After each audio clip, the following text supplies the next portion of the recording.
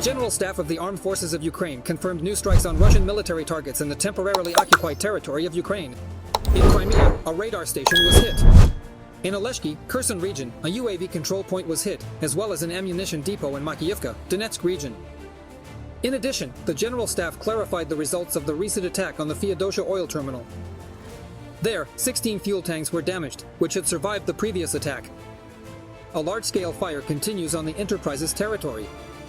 And drone operators of the 422nd Separate Unmanned Systems Battalion used a strike drone to destroy a Russian P-18 Terek operational level radar station.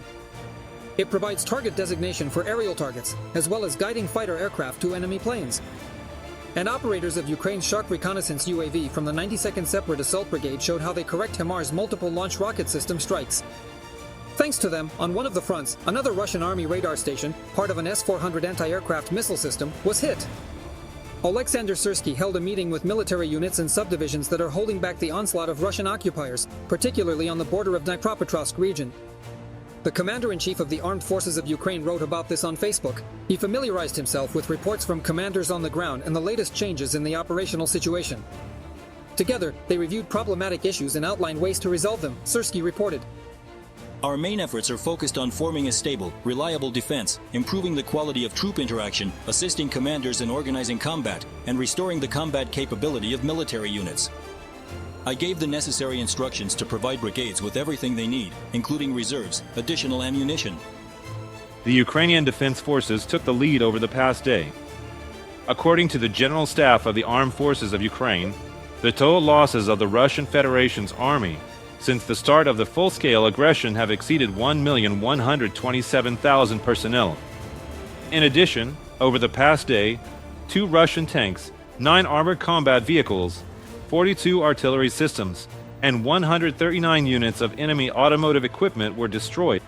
Dmytro Snihiriov, a military political analyst, is joining our broadcast. We will discuss the situation at the front with him. Dmytro, welcome. Glad to see you. Glory to Ukraine. Glory to the heroes. Thank you for the invitation. Good morning. Dmytro, look.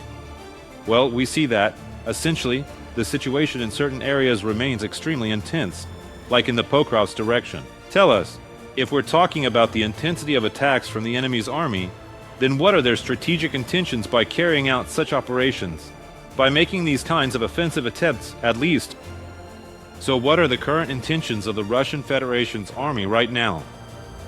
They are trying to organize an operational encirclement of the Ukrainian group in the area of Myrnohrad and Pokrovsk. It should be noted that the occupiers have changed their tactics in conducting combat operations.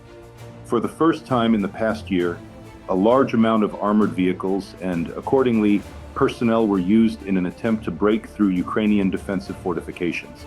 We're talking about an assault by Russian occupation forces in the area of Vladimirovka. And I should point out there was a large amount of armored vehicles involved. This kind of tactic was used for the first time, considering that the defense forces of Ukraine are using the so-called drone wall tactic. Moreover, according to the assessment of the commander of the General Staff of the Armed Forces of Ukraine, the kill zone currently reaches up to 10 kilometers.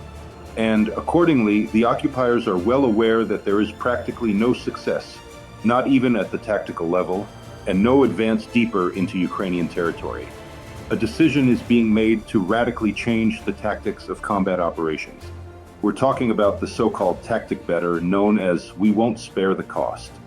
In other words, they fully understand that when they throw tank battalions into the attack, meaning more than 30 armored vehicles, at best no more than 5, maybe 7 at most, will actually reach the positions of the Ukrainian Defense Forces.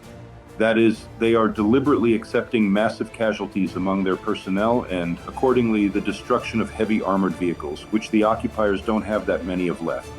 The main goal is to try to land assault groups. This is what you're showing now.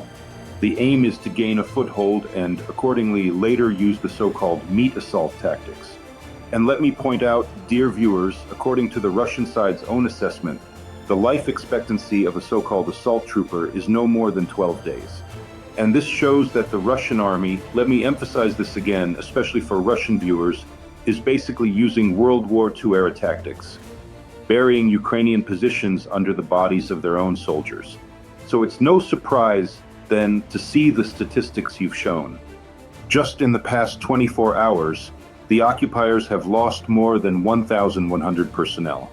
And let me add that, according to the Russian side's own assessment, the ratio of irrecoverable losses, the so-called 200s, has now equaled the ratio of medical losses, the so-called 300s.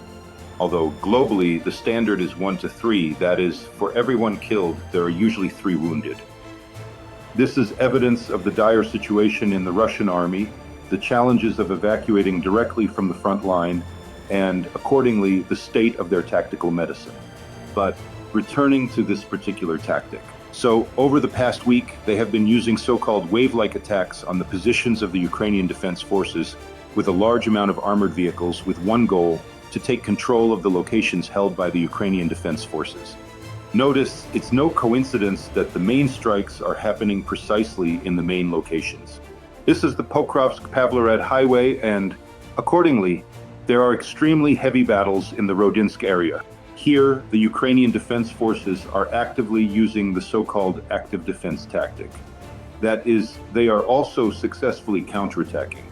This is what creates opportunities to advance deeper into the temporarily occupied Ukrainian territories. Moreover, I should note that, according to Syrskyi's own assessment, the advance over the past day was 1.6 kilometers. These are significant successes for the Ukrainian Defense Forces. But at the same time, it should also be noted that additional units of the occupying army are being redeployed to the Pokrovsk direction. The information that was circulated in the Ukrainian media about the withdrawal of Russian military units, their redeployment from the Pokrovsk direction to the Novopavlivka direction does not correspond to reality. What was actually happening was the so-called rotation of personnel. In other words, they were pulling out battered, exhausted, and basically bled-dry units of the Russian army and replacing them with fresh cannon fodder. The main objective of the occupiers in the Pokrovsk direction, let me emphasize again, is to try to take direct control of the locations of the Ukrainian Defense Forces with the threat of creating an operational encirclement. But as we can see, the Ukrainian Defense Forces are demonstrating a successful tactic of counterattacks. Dmytro, so Donald Trump has stated that Ukraine is preparing to go on the offensive, and Donald Trump will be discussing this tomorrow on Friday at a meeting with Volodymyr Zelensky. We haven't heard this information before, but maybe you can explain, if you know anything, first of all, how is the balance between defense and offense currently playing out across all sectors of the front with the Ukrainian army, and what are the prospects for actually moving into a more offensive posture, so to speak? Let's analyze this. I've already mentioned the statistics on the advance of the Ukrainian Defense Forces in the Dobripilya direction.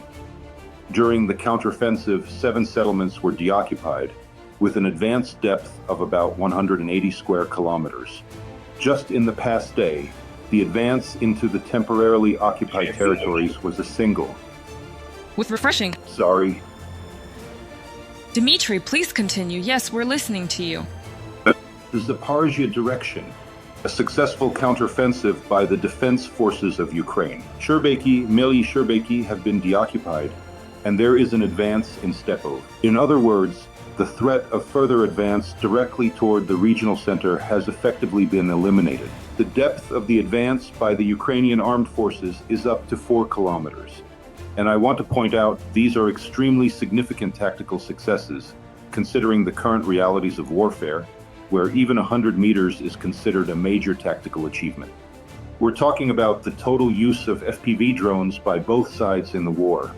Accordingly, in the Sumy direction, over the past day, Ukraine's defense forces have carried out a number of highly successful counteroffensive actions. According to reports directly from the scene, the defense forces have achieved significant successes, with one of the settlements being deoccupied. I'll wait for the official statement from the General Staff, the Defense Forces of Ukraine, and then we'll comment further. But the information coming directly from the scene once again points to a counteroffensive by the Defense Forces of Ukraine, also in the Sumy direction. Plus, the situation in the Kharkiv direction has been stabilized.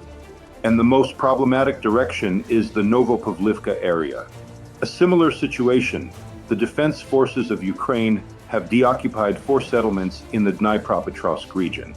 Apparently, these tactical successes of the defense forces of Ukraine are what give the American president grounds to say that in the near future, although as we can see, it is already happening, the defense forces of Ukraine are advancing in several sectors of the front.